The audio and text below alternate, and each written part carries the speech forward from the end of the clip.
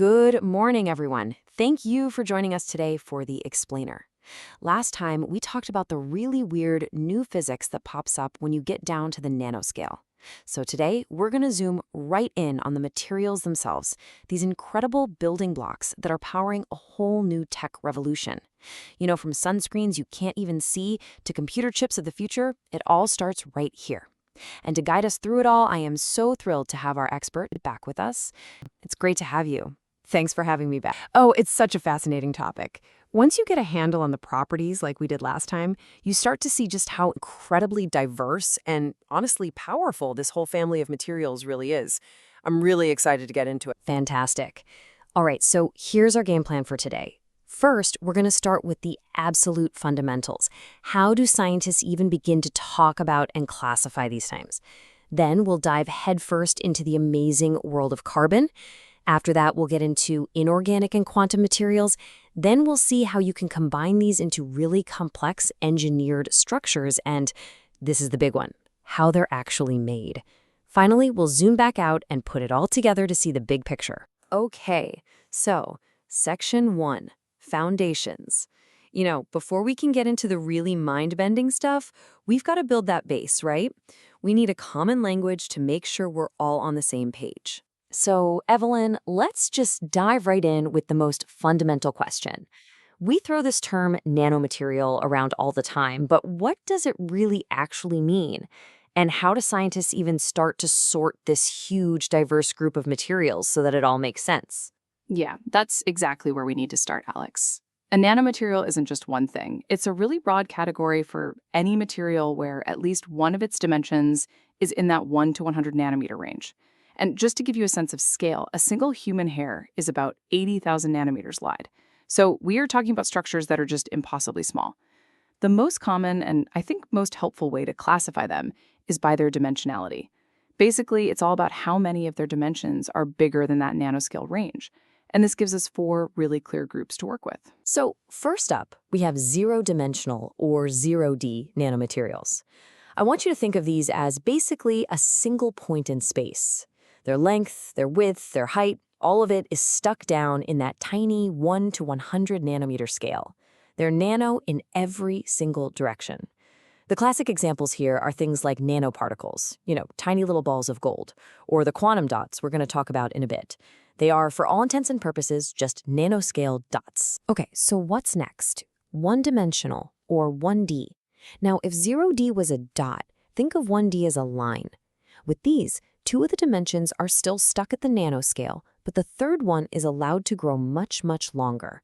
The best way to picture it is as a wire or a fiber. It's got a nanoscale thickness, but it can be incredibly long. This group is home to some real game changers, like carbon nanotubes and nanowires that are completely changing electronics because of this unique, long, skinny structure. And that brings us to two-dimensional, or 2D, materials. You can probably guess where this is going.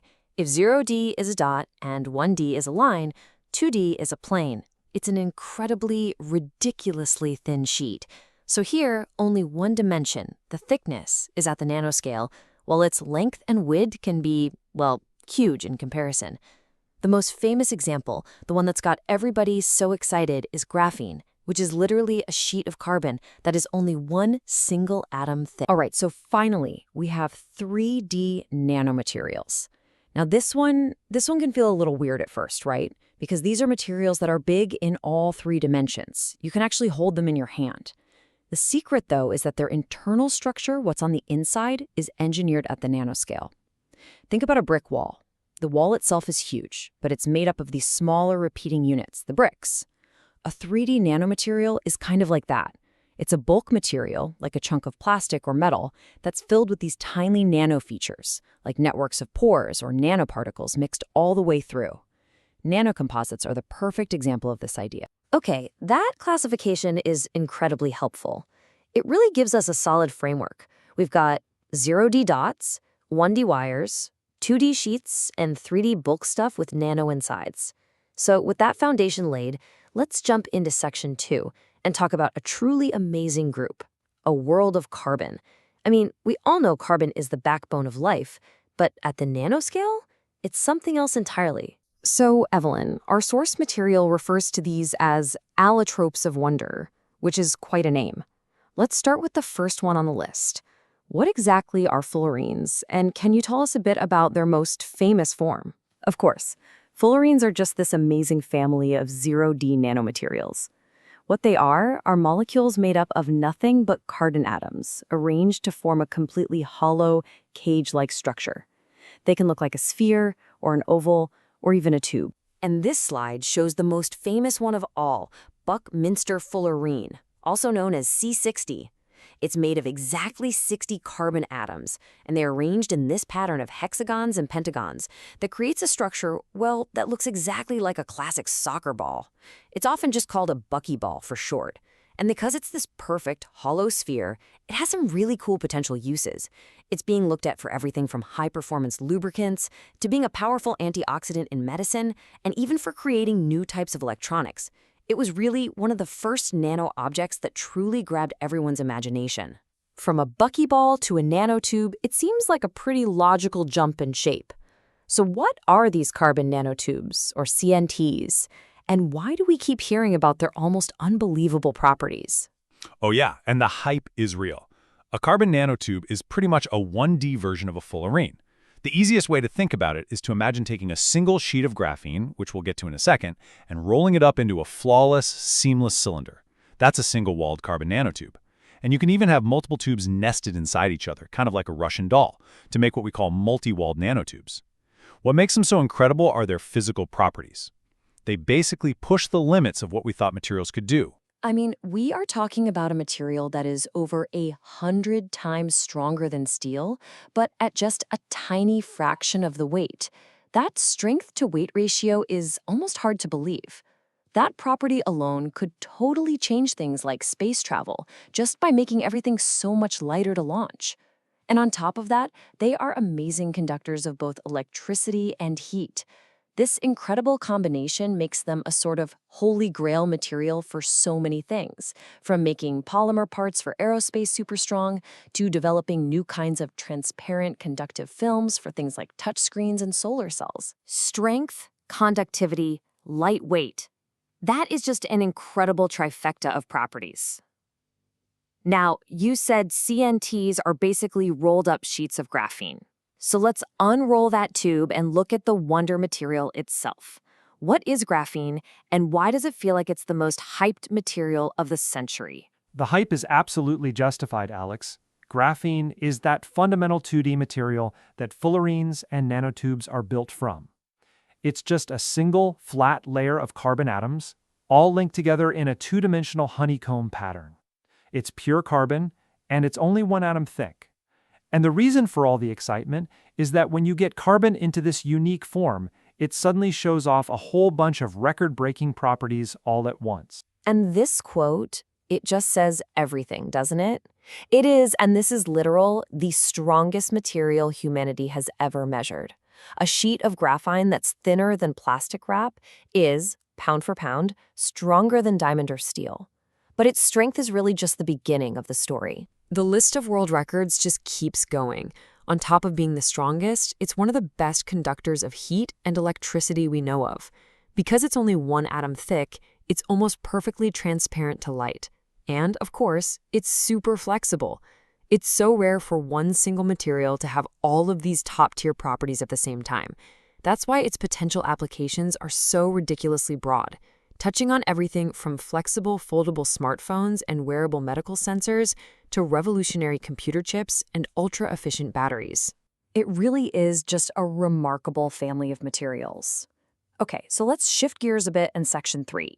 Let's move beyond carbon, because there's a whole other universe of inorganic materials at the nanoscale. We're talking metals, oxides, and semiconductors that are every bit as important. You know, when we think about gold and silver, we usually think of coins or jewelry. But when you shrink them down to the nanoscale, they take on completely different roles. Evelyn, what is it about these tiny metal particles that makes them so valuable in super high-tech fields like medicine? It's a fantastic question because their value at this scale has almost nothing to do with their monetary value. It all comes down to a really cool dance between light and the electrons on their surface. When you shrink a piece of gold or silver down to a nanoparticle, its free electrons start to oscillate or jiggle in sync with incoming light waves. This effect is called surface plasmon resonance. And the result is that these nanoparticles become incredibly good at absorbing and scattering certain colors of light, which makes them appear as these brilliant, vibrant colors. But here's the key part. The exact color they appear depends on their size and shape. So a solution of gold nanoparticles isn't gold-colored at all. It can be a deep red or a purple. This is unbelievably useful. The most common example is a home pregnancy test. That little red line that shows up, that's not dye. That's literally nanoscale gold changing color as it latches onto a hormone. We use this exact same principle for creating ultra-sensitive sensors and even for cancer therapy, where we can design particles to heat up and destroy tumors when we shine a specific color of laser on them. That's unbelievable. So the color on a pregnancy test is actually nano gold. Amazing. All right, let's talk about some other common nanoparticles, ones that people might be using every single day and not even realize it. Where would we find metal oxides like titanium dioxide and zinc oxide? Oh yeah, these are probably the most widespread nanoparticles out there commercially. Most of us have definitely used them. Their main job is to act as UV blocking agents. They're the key active ingredients in most modern sunscreens. See, in their normal bulk form, titanium dioxide and zinc oxide are these opaque white pigments. They're great at blocking UV light, but they leave that thick white pasty layer on your skin. Remember the lifeguard with the white nose? That's the stuff. But when you shrunk those same particles down to the nanoscale, they keep all of their amazing UV blocking ability, but they become completely transparent to visible light. So you get all the sun protection without the cosmetic downside. It's a perfect example of a nanoscale property providing a huge direct benefit to consumers. Okay, that makes total sense. So now let's pivot to another type of 0D nanoparticle, one that has completely changed things like TV displays. Our source material puts a spotlight on quantum dots. Evelyn, what are they, and what's their defining feature? Quantum dots, or QDs, are fascinating. They're these tiny, man-made crystals of semiconductor material. They are so small that their behavior is dictated by the really weird rules of quantum mechanics, an effect we call quantum confinement. But their key feature, the thing that makes them so special, is their unique relationship with light. When you shine a light on a quantum dot, say a blue light, it absorbs that energy and then re-emits it as a light of a very specific pure color. Now here's the magic part. The color it emits depends only on the size of the tiny crystal. That's it. Smaller dots glow blue. As you make the dots a little bigger, the color shifts through the rainbow to green, then yellow, and finally to red for the largest dots. This size-tunable fluorescence is like an engineer's dream come true. It lets them create the incredibly vibrant, pure, and rich colors that you see in high-end QLED televisions and displays. You can just dial in the exact color you need. So you can literally just pick your color by picking the size of the dot. That is incredible. And this idea of designing a material for a specific function leads us perfectly into Section 4, where we're going to look at some more complex engineered structures that are built from the ground up to do very specific jobs. All right, so the first two here, Dendrimers and liposomes. I mean, they sound like they're straight out of a biology class. What are they, and why are they so critical for the future of medicine? They are absolutely central to the whole field of nanomedicine, especially for this idea of targeted drug delivery. And even though they're made in different ways, they both share a really useful common design. Let's break them down. Dendrimers are totally synthetic. They're man-made polymers that are grown very carefully, layer by layer, into this perfect, branching, tree-like structure. Liposomes, on the other hand, are more natural. They're little bubbles that are made from lipids, the same fatty molecules that make up our own cell membranes. But the critical feature they both share is a hollow inside and a chemically addressable outside surface. This makes them perfect nanoscale delivery trucks. You can load a cargo of medicine into the hollow center to protect it, and then you can decorate the outside surface with marker molecules that act like a GPS, telling the truck to go and bind only to specific targets, like tumor cells, and ignore the healthy ones. A nanoscale delivery truck with a built-in GPS? That's a perfect analogy. Okay, let's talk about the final category, which actually brings us full circle to those 3D materials you mentioned way back at the beginning. What are nanocomposites, and what's their main goal? Right. Nanocomposites are all about enhancement. We call them synergistic materials. The idea is you start with a regular bulk material, we call it the matrix, and it could be a plastic, a metal, or a ceramic, and then you mix in a small amount of nanomaterials to act as a reinforcement. The whole point is to create a new, hybrid material that is better than the sum of its parts, where the final properties are more than you'd get from just adding them together. The classic example is taking a lightweight plastic polymer and mixing in a tiny percentage of carbon nanotubes. The plastic gives you the bulk shape and is easy to mold, but the CNTs woven throughout it provide incredible strength and electrical conductivity. The final nanocomposite is both ridiculously strong and super light, which is perfect for building more fuel-efficient airplanes, stronger sporting goods like tennis rackets and bike frames, or safer car parts. So you're basically making good materials great by adding just a dash of nano. Okay, we have covered an incredible menu of materials. Now for what feels like the most important question. In Section 5, how in the world do you actually make these things?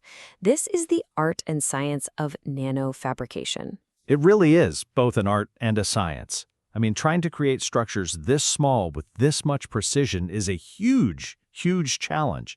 But in general, all the different ways we have to make them fall into one of two big philosophical camps. You're either building up or you're breaking down. These two approaches are called top-down and bottom-up. The top-down approach is like being a sculptor. You start with a big block of your material and you chip away or etch or grind it down until all you're left with is the nanoscale structure you wanted. It's a subtractive process. The bottom-up approach is the total opposite. It's more like building with Legos.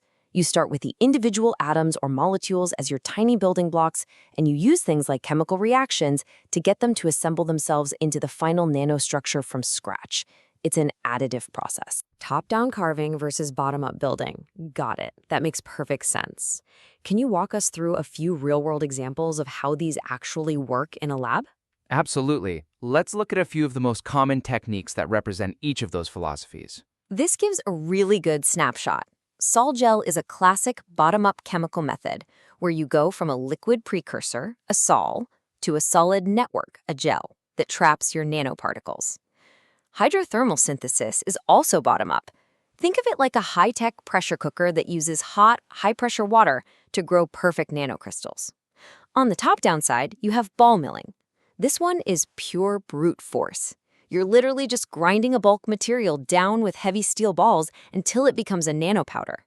And finally, a really key bottom-up method is vapor deposition.